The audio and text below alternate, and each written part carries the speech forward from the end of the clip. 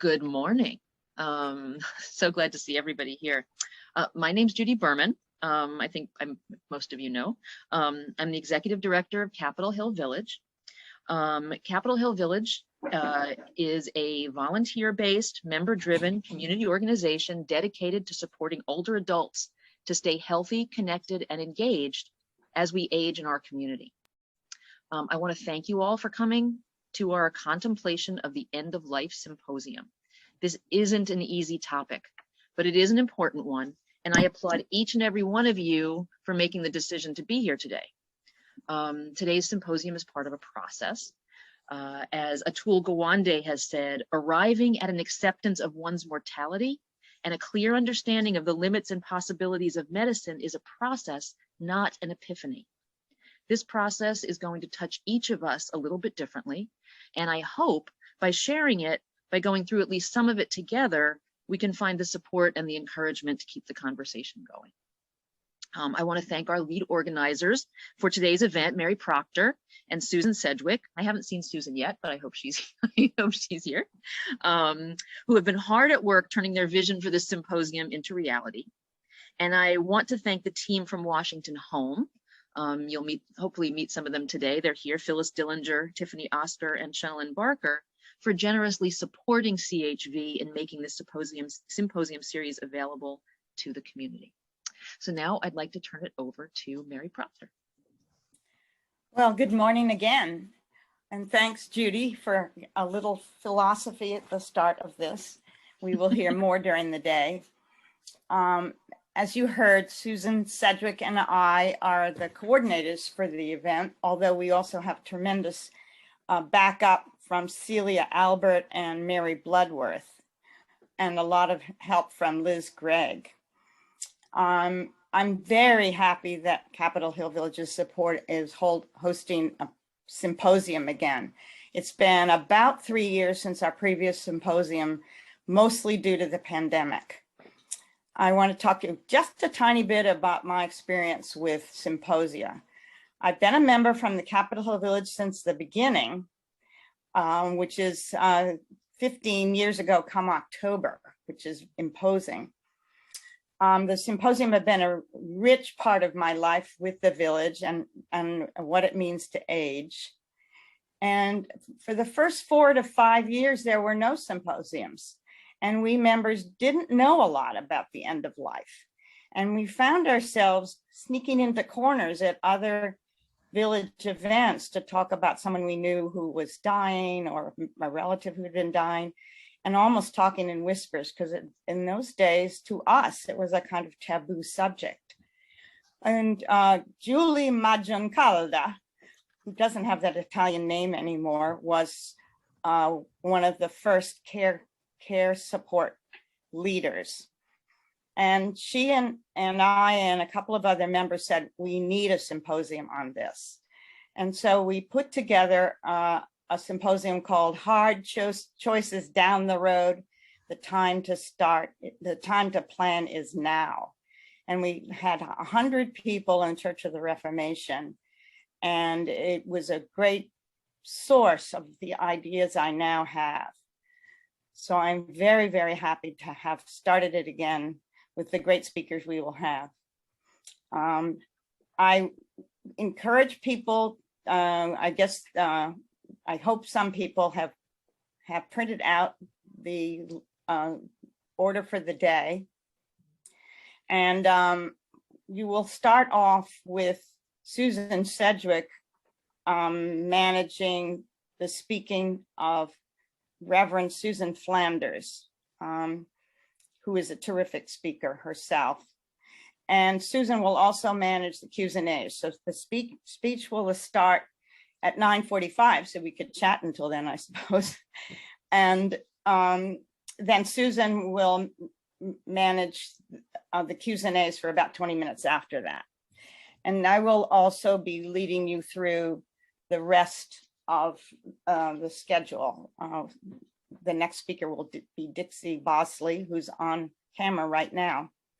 And with that, I don't know whether Susan's ready, and Susan Flanders, the two Susans are ready to go, are they? you want to talk about the structure of the day, Mary, a little bit?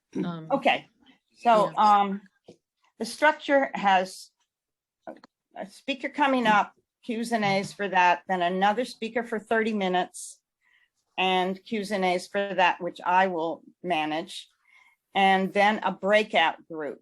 And we have split everyone who signed up into breakout groups of about 7 people with facilitators. And that'll be quite exciting to see how well that works. And then after the breakout group, and that will last 20 minutes, we will have a 10-minute break. And we have a practitioner of sound and movement meditation, Jocelyn Herndon, who will, I think, have a rather lovely way for us to relax during all these discussion of these heavy subjects. Lunch break will start at 11:55 and we'll have 25 minutes. So for some who have not yet made their lunch, including me, it's going to be a bit of a scramble. But then we'll come back in at, excuse me, flapping my papers around. Then Judy Berman will introduce the next speaker, Liz Gregg, who is now the Director of Care Services. And that talk will last 30 minutes, and then there will be another 20-minute questions and answers led by Judy Berman, and a second breakout group. And Mary Bloodworth can tell us if she succeeded in making 2 different breakout groups, because the technology is a little tricky to do that. So you'll see if you're with the same breakout people or a whole different group of breakout people. And then we will have at 1:30 another chance to listen and watch Jocelyn Herndon and listen to her and her music for 10 minutes. And then Judy will come on for another 20 minutes to wind things up, address any questions that people have put in the chat. And we will, you will all be muted until you unmute for either asking a question, and Susan Cedric will tell you how to do that, or to put something in, a question in the chat. And Judy, do you want to add anything to that? I just wanted to make sure that everybody knows how to ask a question either in the chat or to raise their hand. So if you hover over somewhere on your screen, there's a menu. Sometimes you have to activate your mouse to find it. And you should find, if you don't see chat, you should see 3 dots. If you hover over those 3 dots or click on those 3 dots, you should see a chat option.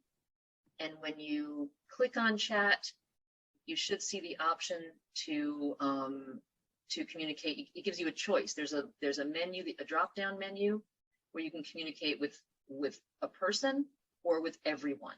So when you have a question, that's the best place to put it, is to communicate to everyone. If you have a question, a tech question or something like that, and want to direct it to one of the staff, that's fine too. The other way to make yourself known is with reactions and raising your hand. And again, if you hover over your menu or you click on your 3 dots, you should see a reactions button. And in reactions, you'll see an option to raise hand. And what that will do, you can all try it if you want to now. You'll have to raise your hand, and then you can lower your hand. But if you want to try that, go ahead and you'll appear. Yep, there's Don, Donald, and Louise, Suzanne. Yep. All right, so you're all getting it. That's good. So that's a way to do that. And then what happens is as you might see, your image goes up to the top of the screen, so that the facilitators can see you. Okay. And I have one more comment, which is that we have a rich set of materials that were put together, and you will have received them with the program. So we have 2 pages of books, including wonderful books, and another page of websites. And then we have more complete biographies for all of our speakers. And there was something else I was going to say, but I've forgotten. Anyway. Is Susan Sedgwick? Susan, can you unmute yourself? Gotcha. There you are. Okay. Great. Good morning, Susan. Good morning, everyone. I think you're up. Okay. I have the pleasure of introducing Susan M. Flanders. Reverend Susan M. Flanders is no stranger to Capitol Hill. I first met her over 20 years ago when she was serving as the associate rector at St. Mark's Episcopal Church, which is at 3rd and A Street Southeast. We at St. Mark's missed her presence as she moved along in her career as a priest. After her retirement as rector of St. John's Norwood Parish in Chevy Chase, Maryland, she has not let any grass grow under her feet. Her well-received book about her father's dementia, If I Ever Lose My Mind, was published in 2018. She's now affiliated with St. Columba's Episcopal Church in Tinleytown, where she is helping parishioners and herself with the issues of aging that affect many of us. Susan and her husband, the Reverend Bill Flanders, live in Northwest DC. Please welcome Susan Flanders back to Capitol Hill, even though it's just virtually.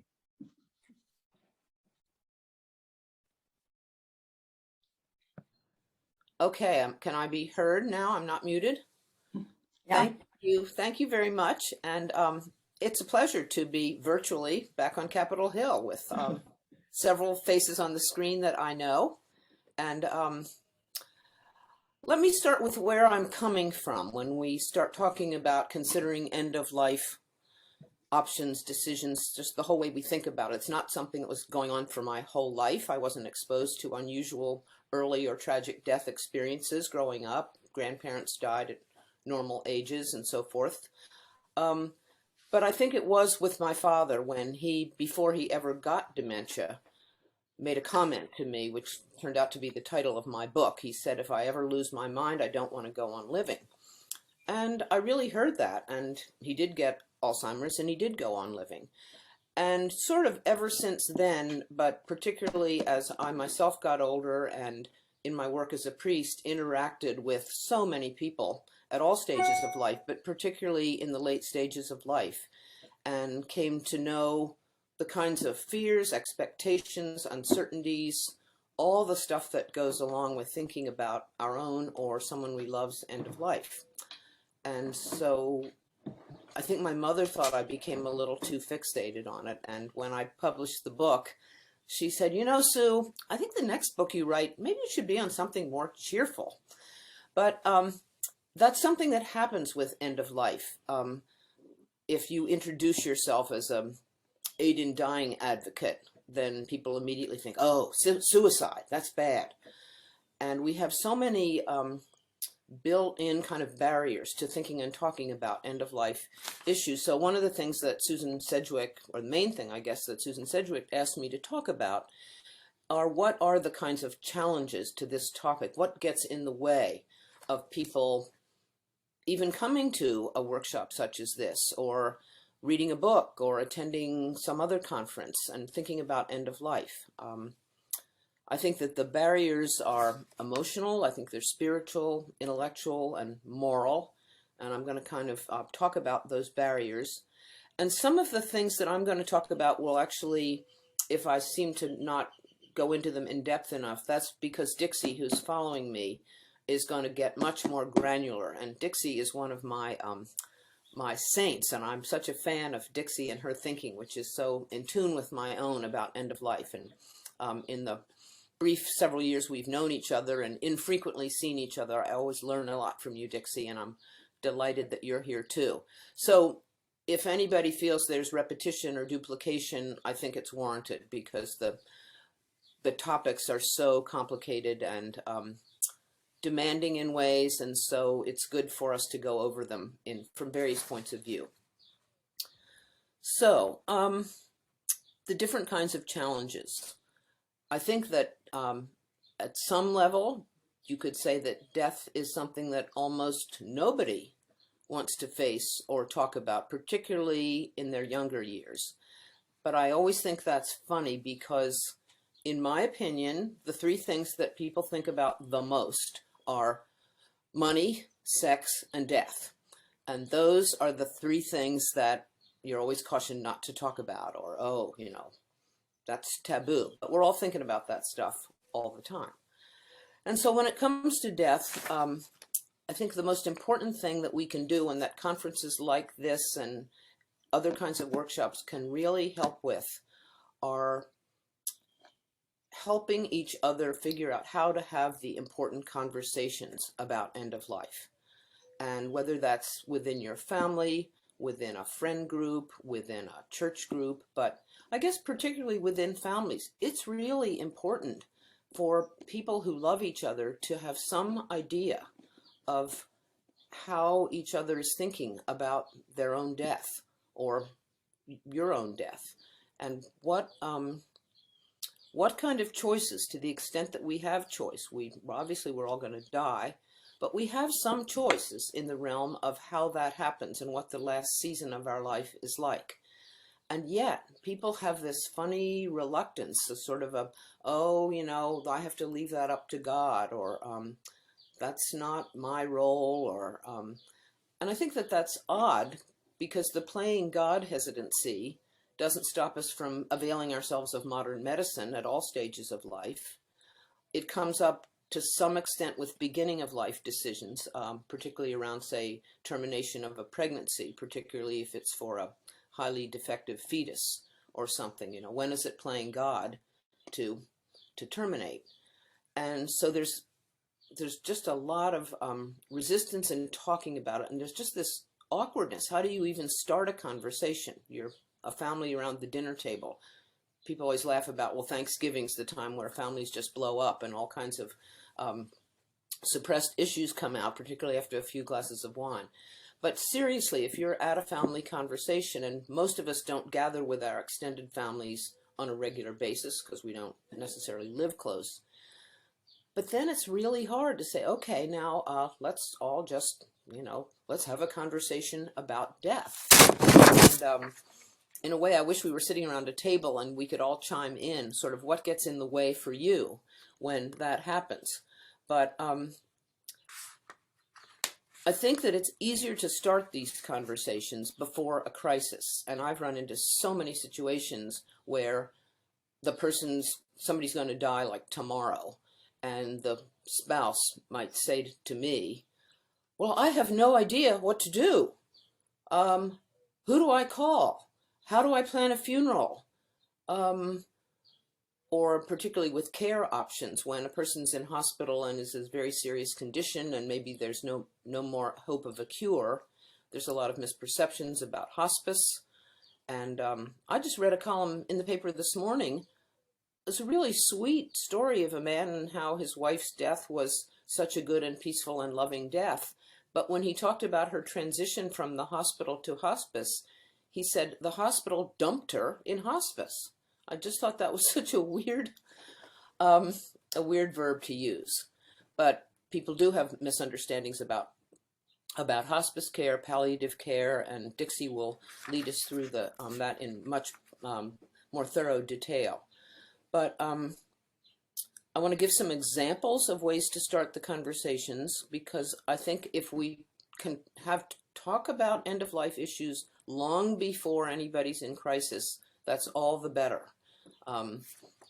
When someone's 60 and they want to talk to their 30-year-old children, great, have the conversation.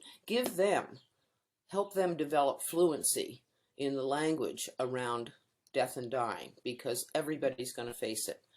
And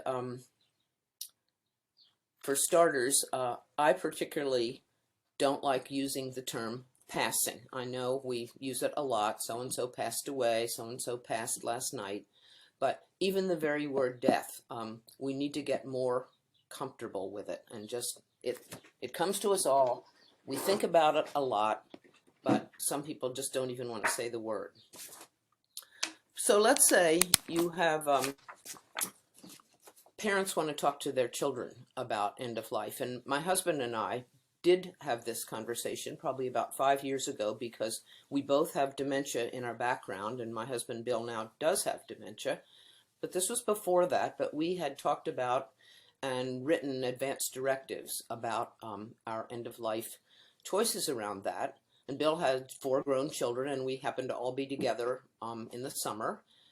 And it was our usual family meeting when we talked about the summer house and who pays the bills and all that sort of stuff. And we just simply said, you know, at the end of it, we'd like a little time to tell you about our advance directives. And that went really pretty well. But here's some language, parents to children. As I age, I've been thinking a lot about the last season of my life and my eventual death. And I'd like to share some of that thinking with you. End of, see what they say. Or you could continue on with, I have some strong preferences, or leave out strong and just say, I have some preferences about certain situations, parentheses, residential facilities, in-home care, hospice, DNR, aid in dying, that sort of whole array of different things that, again, you don't need to talk about all of them at once. Sometimes it's good to start the conversation about what are your plans for, or what my plans are for remaining in my home. I'm always surprised among my own friends, all of us are in our 70s and 80s mostly, particularly my women's group, what different decisions we make about, some people want to go to a retirement community, some people want to stay exactly where they've lived, whether it's a huge house or an apartment. Some people want to definitely live alone and on their own, others want in-home care. But those questions necessarily will involve our children because they'll involve how easy it will be for them to visit us. They'll involve money. And that's a place to start before you even get to the medical conditions and situations that you might want to talk about. Maybe before you even talk to the children, if people are married or in a partnership, sometimes even talking to one another can be difficult. One person might want to talk and the other might not, or they might both want to talk, but they each think the other probably doesn't want to talk about it. And things get avoided that ought to be opened up between 2 loving partners. And so, again, here's some language. Quote, as close as we are, we've never really talked about dying, even though we know we'll need to face it, hopefully together and in helpful, supportive ways. I've been thinking about this a lot and wonder if you have too. Often this stuff can come up, and properly so, when a couple are preparing wills, which, again, as ministers in the church, our prayer book literally says in the prayer book that ministers are responsible to talk to their parishioners about end-of-life decisions and preparing for wills and so forth. Maybe it's just a veiled pitch to get them to leave money to the church, I'm not sure. But certainly in connection with preparing a will would be an opening for spouses, or again, parents and children, to talk about other things around their dying besides what they want to do with their stuff. And then children to parents, those can be situations where children are really worried about what mom and dad are going to do. If any of you read Roz Chast's hilarious Can't We Talk About Something More Pleasant cartoon book, I was reading on a plane. I was laughing so loud, people were just staring at me. Because it's written from the point of view of the daughter, and she's got these old parents and they don't want to talk about it, and they haven't made any plans, and they're sitting in their apartment and they're drowning in clutter, and they're getting sicker and sicker and older. And so children often want to initiate those conversations. Some sample language I scribbled out here is something like, even though we hope it's a long way off. So that would be nothing's happening, but just you're wanting to think way down the road.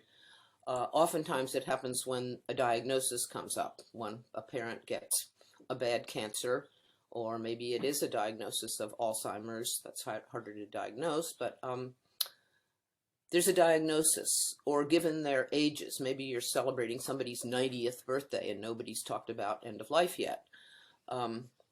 It might be helpful to us all to talk about dying. Do you have any particular wishes or preferences for end-of-life care?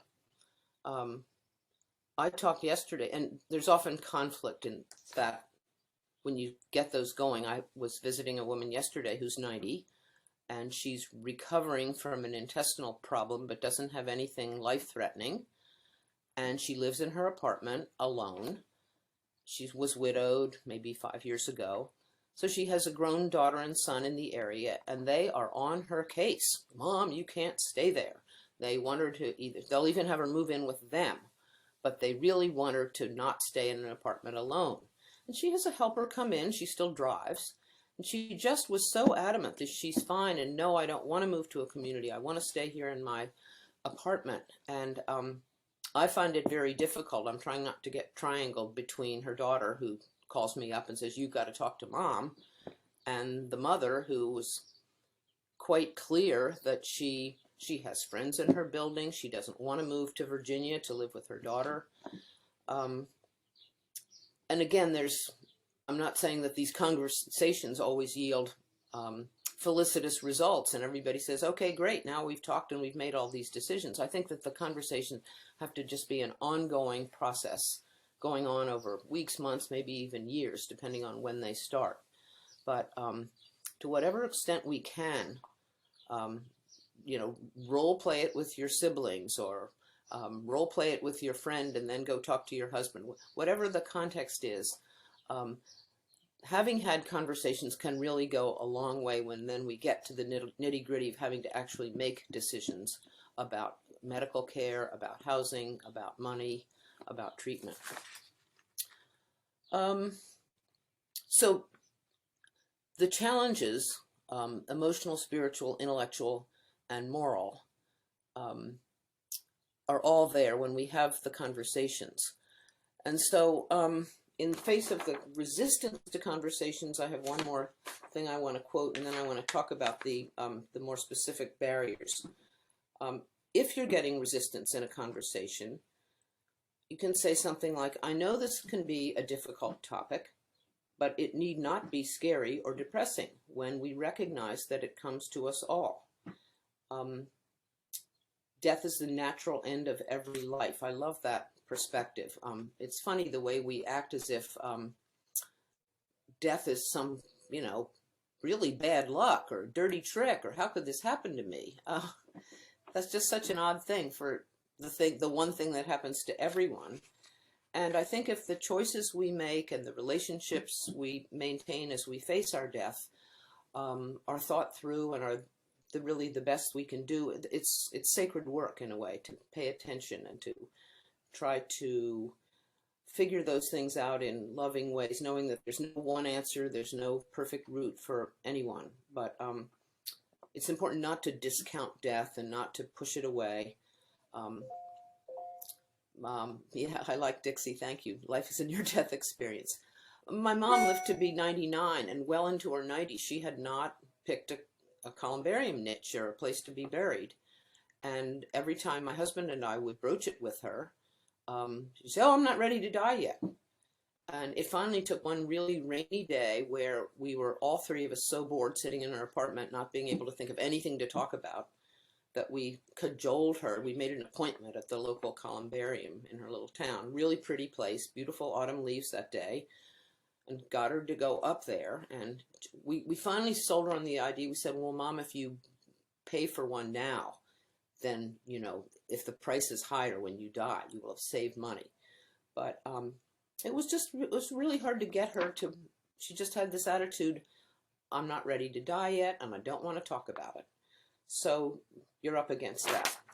Another thing you could do is initiate a conversation. And if you get a lot of resistance, you can say, well, yeah, that's hard. Let's think about it. And maybe we could set a time to have that talk in a couple weeks or the next time I visit or something like that, but working your way into it. Okay, spiritual issues. In my experience, sometimes people's attitudes about death have to do with what they think happens or not after death. And we all know the range. There's people who believe in heaven, a wonderful place where they'll see everybody, maybe even meet God face to face. There's people who believe that there's nothing, and they're okay with that, or they're not okay with that. And then there are people who actually believe in a real fire and brimstone hell based on a judgmental God who assesses the way you've lived your life, and that's pretty scary. And again, referring to my mom, her best friend was not a believer at all. And when she was dying, my mom told me she was really worried about Ava. She was afraid that Ava would go to hell because she wasn't a believer. And I really tried to reassure Mom that I believed in a loving God, and therefore, if there's anything after we die, I believe it's something really good, and that the idea of a punitive hell is probably not something that she should worry about for her friend Ava. But what we think happens after death colors our feelings about approaching it. That whole judgment thing is death all about, getting to the pearly gates. We have lots of kind of cartoons about that, and where you're either sent to the good place or the bad place. To a deeper extent, it's about if you are a believer, or if not a believer in God, just a person of deep faith and trust. I think most people want to feel right about that as they approach their death. It's tough to realize that your life's coming to an end and you've just kind of never made peace with your life or the world or the God you believe in. And so that's a spiritual concern for people. And then the whole thing about a good death. And again, Dixcy is the expert on good deaths, and she's been to a lot of them, and she knows a bad one when she sees it. But people, in my experience, people aren't that afraid actually of being dead unless they believe in hell. But they're afraid of getting there. What do they have to go through in terms of physical pain or just prolonged spiritual or emotional agony? And so, again, conversations are important about how you would like that to go. The intellectual questions and the moral questions, there's a lot of overlap. And a lot of them have to do with what kind and how much care or medical intervention one would want to go on at the end of life, and including aid in dying. And before I say more about that, I was so struck by a first century quote. This notion of wanting to end our life in the face of unbearable pain or agony is not something that just has come up in the last century when we have modern means to do that. The philosopher Seneca wrote this in the first century, and I was really very moved by it. I will not relinquish old age if it leaves my better part intact. But if it begins to take my mind, if it destroys its faculties one by one, if it leaves me no life but breath, I will depart from the putrid or tottering edifice. I will not escape by death from disease so long as it may be healed and leaves my mind unimpaired. I will not raise my hand against myself on account of pain, for so to die is to be conquered. But I know that if I must suffer without hope of relief, I will depart, not through fear of the pain itself, but because it prevents all for which I would live. That kind of thinking is what I think goes on with people today in the face of dementia. It seems to be the end of life that more people fear than cancer or any other disease, is to lose one's mind gradually, and thereby pieces of oneself and one's personhood and who one is. And that's been thought about at least since Seneca, and probably for centuries before that. So then I could go into the legal situation today. I think we all know that medical aid in dying, pills, not injection, is legal now in the district, and I believe 8 other jurisdictions. And Compassion and Choices is the main lobbying organization that works on that issue. And in most states, the laws are pretty similar. Oregon and Washington were the first, and most of them are based on that, and they all require at least 1, often 2 physicians' okays. The person has to be of sound mind and be believed to be within 6 months of death from a terminal illness in order to get a prescription. And so for more and more people, that is hopeful. Whether you actually use them or not is another thing. I was talking to a group the other day saying, You know, I keep sleeping pills in my nightstand. I take one about 3 times a month, but just knowing that they're there helps me get back to sleep lots of times in the middle of the night. And about a third of people, from statistics I've read, who get prescription for lethal medications, about a third never use them. But I'm startled to find that in the district, apparently very few doctors have even elected to get the training which you're supposed to have to prescribe these pills, and it's not much used. Maryland's, I think they did not pass the bill last year or the year before, but it's about to come up again. So that's a slow, ongoing process. And my particular thing in my book about medical aid in dying is really in cases of dementia, where in this country that's not legal anywhere. I don't know if any of you have read the recent memoir of Amy Bloom called In Love, how if you're as rich as the Blooms, you can spend $10,000 plus all the costs of a trip to Zurich, round trip for one and one way for the other, to die with dignitas, who, it's odd though, they don't discriminate for dementia, but you can't be very demented at all when you get into their program. And she and her husband had to jump through hoops to get a letter that Dignitas would accept that did not include that he'd had a diagnosis from an MRI of Alzheimer's, which he'd had. But he decided, and this is rare, but people do it. Mr. Bloom, his last name was Bloom, her husband decided literally on the way home from the diagnostic appointment where he'd learned that he had Alzheimer's, that he wanted to seek an early death and avoid going through the whole process of aging and dying with Alzheimer's. I think he said, I want to live on my feet and not die on my knees, or something like that. In other words, he wanted to die while he was still the person that he was. But that probably meant he died. They were successful. They went to Dignitas. That probably meant that he died a year or two before his quality of life would have been so terrible, but he was willing to forego that. And we all know, if you're of sound mind, you can commit suicide. People know how to do that. But then you give up, and you can often instill a lot of anger in your loved ones for taking you away from them when you really weren't that demented. And it's just a really tough issue, the whole thing about dementia, and how you how much of that you live out, and how much you and there's everything from the people who feel that it's just a noble thing to live to the very end of dementia and to care for the person who has it. And I think in earlier times, a lot of people, they called it then just senile dementia.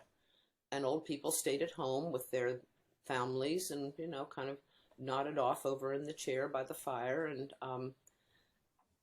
it was sort of considered, well, that's one of the things that happens to old people. And but now more and more people are getting dementia because we don't die of other things so early. So there's all of that.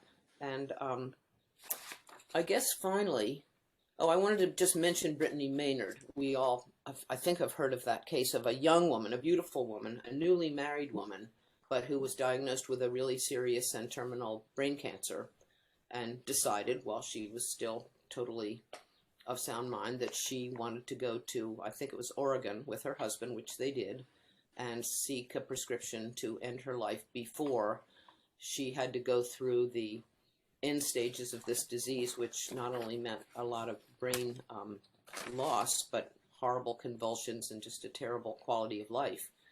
And she got a lot of press because, oh my gosh, she was young, she was lovely, she was newly married, what a terrible thing. But I think she gave credibility to a lot of people, and it helped all of our thinking about how, well, should somebody have a choice to not have to go through the last ravages of whatever disease. So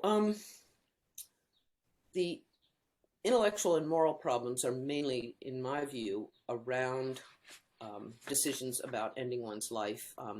the other thing that I talk about a lot with dementia, since it's not legal to get medical aid, is voluntary stopping of eating and drinking, or VSED is the acronym, VSED. With dementia, it's actually usually SED, because the person doesn't make the choice. They have to have indicated in advance directives that they wanted support in stopping of eating and drinking when they got to the point where, and usually the directive reads something like, where I no longer recognize anybody, I no longer can make conversation, I can't feed myself, I'm incontinent, a whole sort of, and they could be different for each person, but what set of conditions would, for that person, make life intolerable and not worth living anymore? And then they would want help in stopping eating and drinking. And I think we mostly all know the Diane Rehm story. He was still had enough conscious will to make that choice with her, but they talked about it. He had advanced Parkinson's and finally decided he'd had enough. And they couldn't get medical aid in dying because it wasn't legal yet, and he was also in Maryland. It wasn't even in the district.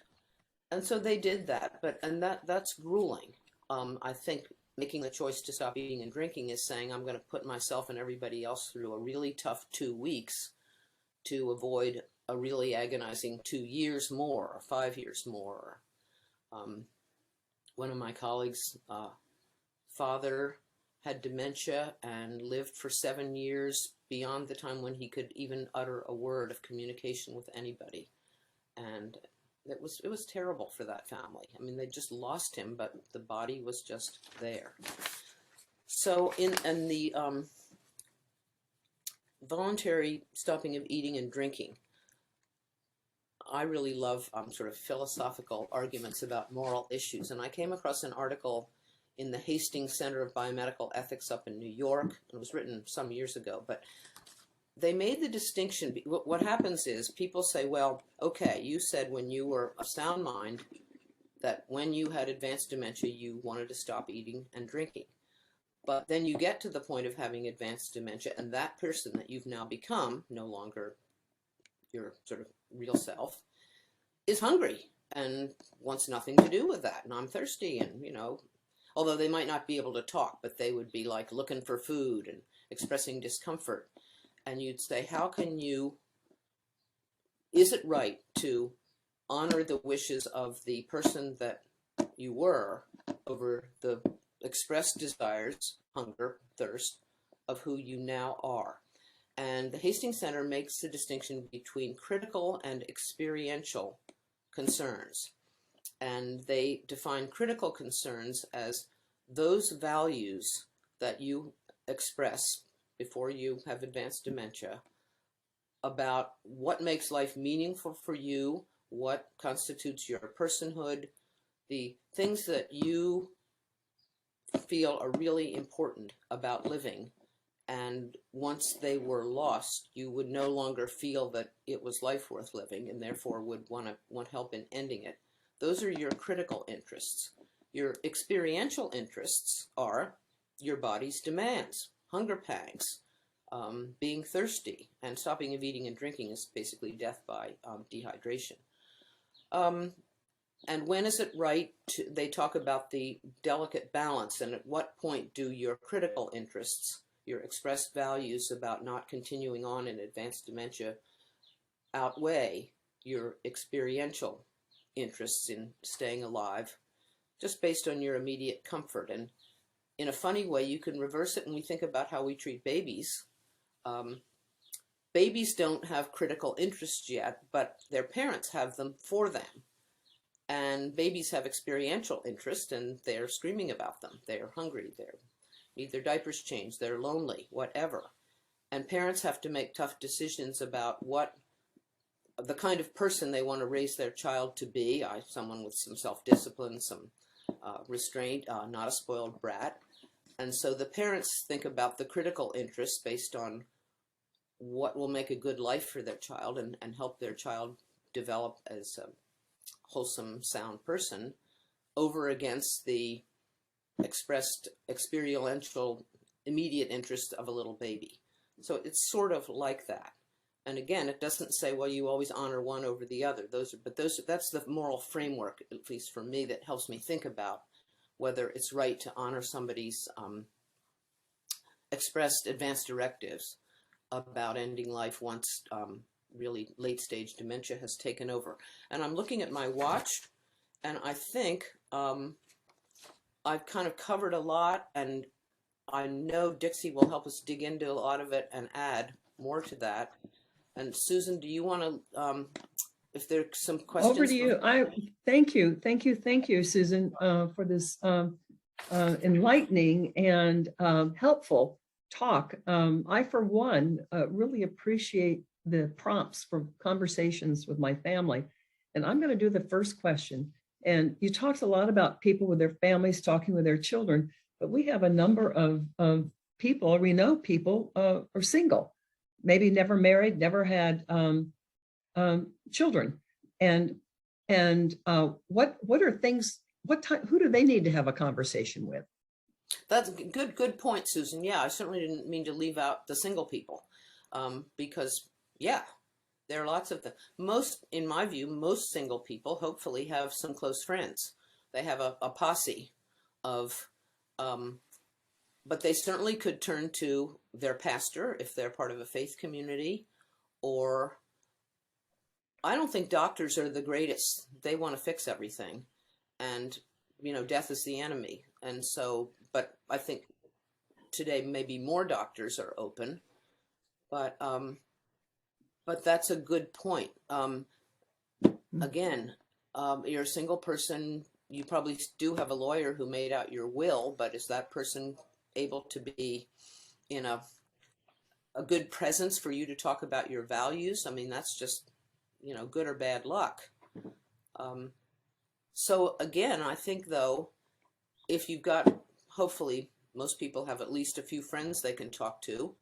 You're sitting there with a glass of wine with your best friend, and maybe if they're your best friend, you're similar age, you say, wow.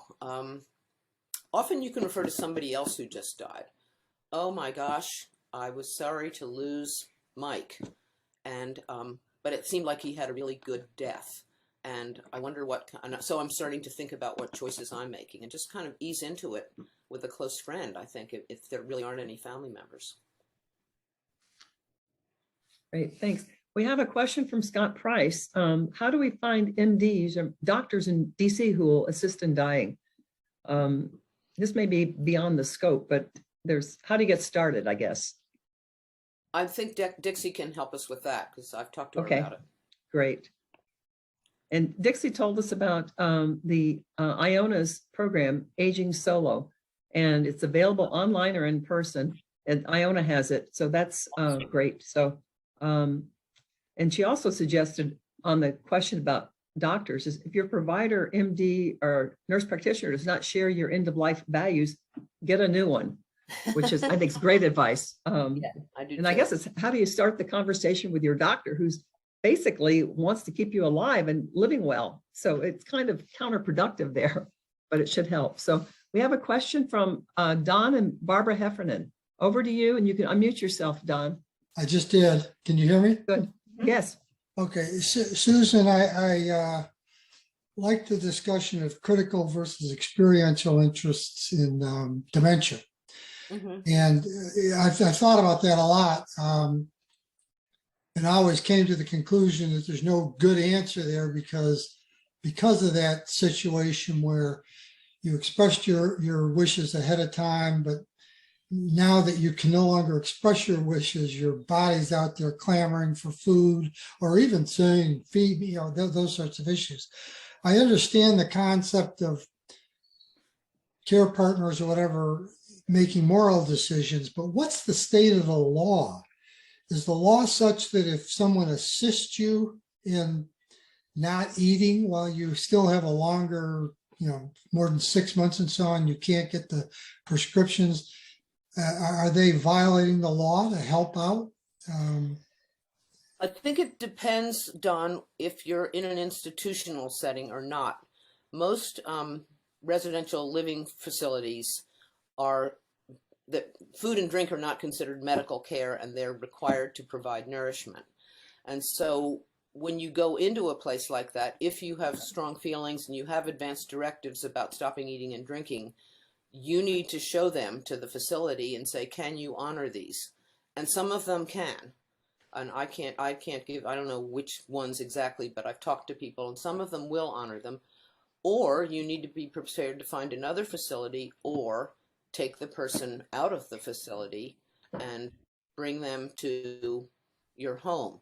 Now, I have an example from my own husband whose father had dementia, and when the family could no longer handle him at home because he was highly agitated and so forth, so he went to Manor Care out in Bethesda, or no, in Chevy Chase, and contracted pneumonia. But then he was elderly, he was in his 90s, and he'd had dementia for a long time. So the facility had to take him to the hospital, but my husband and his sister, who was also local, called their primary care physician, who asked them to meet him at the hospital. They met there, and the physician said, you know, they'll cure his pneumonia and they'll take him back to the facility, and then this will happen again. But if either of you are prepared to take him home, he'll die of 3 or 4 days of pneumonia, and it's a pretty gentle death. So that's what they did. And they did have a nurse to come in and help them overnight, but Bill's father died quite peacefully and with his 2 children with him after 3 or 4 days. But you don't, and you know, there was no way that they were liable for anything. They just let him die. And one thing you could do with eating and drinking, if the person can't feed themselves, you can, it's called allow natural death. You can put food out 3 times a day, and after 20 minutes or half an hour, take it away again. And I think it's really hard if you have a hungry, particularly a thirsty person. I think it's really hard to watch. You have to constantly be weighing it against, well, what's it going to be like to watch this dementia go on for? On that same question about the drinking,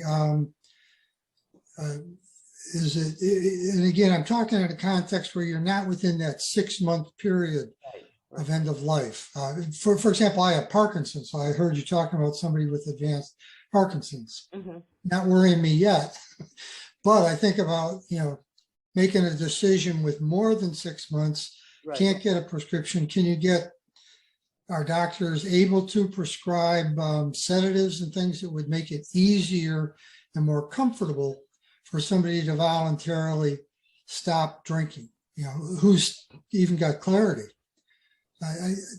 Some of those issues I worry about. It's accessing the solutions. You mentioned that, you know, everybody knows how to commit suicide, but I've read a lot of the stuff and it's all stupid. It's crazy ass stuff. Putting bags over your head, taking, you know, saving up pills. You ought to be able to get some fentanyl and do it simply, but it's not that easy. And I, you know, wonder how. It's also a matter of dignity. I mean, I know a woman who participates with that group that helps people get helium, get bags and helium. They get balloon, you know, tanks of helium that are used for parties, and that's so it's robbing one of dignity. Who wants to die that way? Exactly. You want to fall asleep, and if you can get sedatives to ease the hunger pangs and so forth, I mean, that would be helpful. And yes, if it was fentanyl it would be good, because you could. It's tricky. Doctors aren't, you know, they're not supposed to administer the any drugs. Right. Again, I think Dixcy's much more au courant on what actually goes on. And well, we could save those for the later session then. Thank you. Yeah, we can talk about this all day. Yeah. Thank you. Do we have other questions out there, or have I missed something, Mary? Anybody else want to chime in on what you've heard and share? So, well, we can then move ahead with our Well, yeah, go ahead. I was going to say, I mean, Dixcy has an interesting comment about immigrant caregivers and leaving, you know, different cultural beliefs about food about nurturing, about, you know, how, what it means to take care of somebody. I think that's a good comment. Many of our immigrant caregivers believe culturally that food is love and food keeps us alive even when we want to die. Right. We have to inform our caregivers that love is more than food. Love is honoring our end of life wishes. And that's pretty profound. How do you do this with, especially when we hire home health care aides to come into our homes? How do we monitor that, or how do we enforce that, or encourage it? Thank you, Dixcy. And you need to have the conversation again, whether with the health aide worker, and hire someone that you're on the same wavelength with them. Again, I'm talking to a woman now she's absolutely dependent on this caregiver for her 94-year-old severely demented husband, but they don't agree about medications and food and stuff. And it's just torturous for her. Can I close with one quote that I meant to include? Sure. This is from another Episcopal priest, my sort of original mentor, who brought me from paganism into the Episcopal Church. But this is something that he wrote in a book he published about he and his wife's decisions, and they're both now in their 90s, and his wife has pretty advanced dementia, but this was written a long time ago. We have one life to live, and then we die. In contemporary terms, we die when the brain ceases to function. Both my wife and I have made our, quote, final wishes known in our end-of-life documents. In addition to the standard DNR, do not resuscitate order, we have provided that whenever we are in a terminal illness or there is an, quote, irretrievable loss of personality, unquote, that's a good way of putting it, we authorize, in adorable power of attorney given to each other and to our daughters, to, quote, withhold nutrition and hydration to allow our bodies to die. So that's a kind of I thought, concise statement, and I haven't, I don't know how it looks in their power of attorney, but they've clearly thought about it and talked to each other about it, and so could do that together. We've asked, is there a name of the book, or what you just read from, Susan? Is that available? The book isn't about that. The book is called The Jackdaw and the Peacock by William Opel, but it's basically his memoir of how he doesn't believe in taking the Bible literally, and it's a lot of wonderful Bible study, so it's not about that. This is just beginning a particular chapter. Great, thank you. I want to appreciate our thanks to you for this wonderful presentation, and very thoughtful. A lot of things for us to chew, and I